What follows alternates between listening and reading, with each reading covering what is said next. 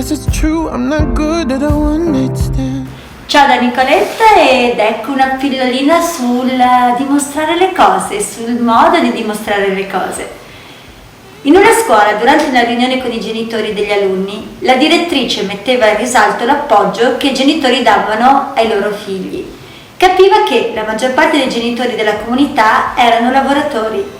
Chiedeva loro di passare però il maggior tempo possibile con i propri figli, per provare ad ascoltarli e capirli. Tuttavia la direttrice rimase sorpresa quando un padre si alzò e spiegò, in maniera umile, che lui non aveva il tempo di parlare con suo figlio durante la settimana, perché quando rientrava dal lavoro, molto tardi, il figlio era già addormentato.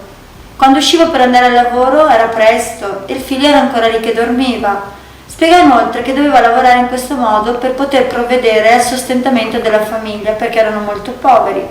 Dichiarò anche che non avere il tempo per suo figlio l'angosciava molto e cercava di rimediare andando tutte le notti a baciarlo quando arrivava a casa e, affinché suo figlio sapesse della sua presenza, faceva un nodo sulla punta del lenzuolo.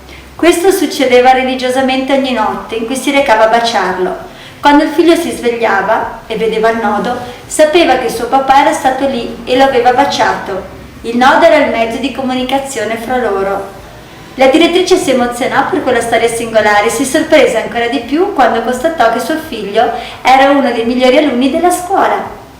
Il fatto ci fa riflettere sulle molteplici forme in cui le persone possono essere presenti e comunicare con gli altri. Quel padre aveva trovato la sua maniera, era semplice, efficace e la cosa più importante era che suo figlio percepiva, attraverso il nodo affettivo, che il papà era lì e che gli voleva bene. Certe volte ci preoccupiamo per il modo in cui diciamo le cose e dimentichiamo che la cosa principale è la comunicazione attraverso il sentimento. Semplici dettagli come un bacio, un nodo alla punta del lenzuola significavano per quel figlio molto di più che regali e scuse varie. È importante che ci si preoccupi, ci si prenda cura delle persone. È ancora più importante che queste persone lo sappiano, che possano sentirlo. Affinché esista la comunicazione è necessario che le persone ascoltino il linguaggio del nostro cuore, poiché i sentimenti parlano molto più forte delle parole. È per questo motivo che un bacio, rivestito dal più puro affetto, cura il mal di testa, l'abrasione al ginocchio, la paura per il buio. Le persone qualche volta non capiscono il significato di molte parole, però sanno registrare un gesto d'amore, anche se il gesto è solamente un nodo. Qual è il senso? A volte magari qualcuno fa tanto per qualcun altro e la persona che riceve quel tanto non si accorge perché magari non dà valore, invece altre volte se si comunica nel modo giusto, anche tramite un gesto, facendo capire che quello è il proprio modo personale di far sentire importante l'altro, è bello, perché ne parlavo ieri con Giada. Giada, vieni qua, dai, so che è una sorpresa per te, però è carino, dai, vieni. Cosa mi dicevi ieri del tuo cuginetto?